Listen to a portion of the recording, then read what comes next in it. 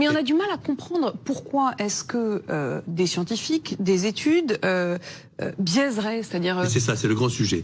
C'est le grand sujet que l'on se pose tous, au fond. Vous connaissez ces conférences Chatham House à Londres. Rappelez-nous exactement. Alors, c'est extrêmement intéressant. Ce sont des réunions complètement à huis clos, uniquement avec des experts. Personne ne peut enregistrer, personne ne prend de photos, il n'y a pas de... C'est uniquement entre experts. Top secret. Top secret. Mais il y a quand même eu une réunion l'autre jour des responsables des revues scientifiques, type Lancet, New England Journal of Medicine. Lancet, qui est donc la revue dans laquelle cette étude dont on parle. Ce sont des revues extraordinaires, ce sont des revues...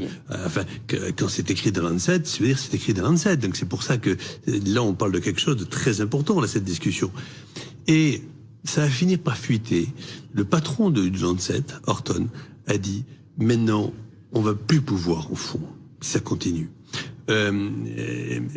publier des données de recherche clinique parce que les laboratoires pharmaceutiques, aujourd'hui, sont tellement forts financièrement et arrivent à avoir de telles méthodologies pour nous faire accepter des papiers qui...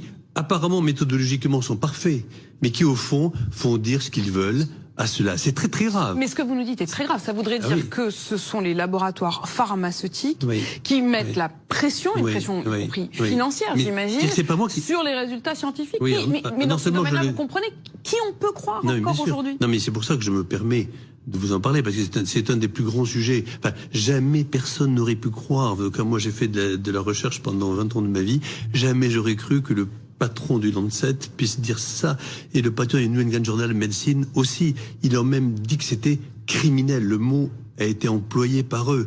C'est-à-dire que si vous voulez, quand il y a une épidémie comme le Covid, au fond, il y a des gens, nous on voit mortalité, quand on est médecin, ou vous, on voit souffrance, il y a des gens qui voient dollars.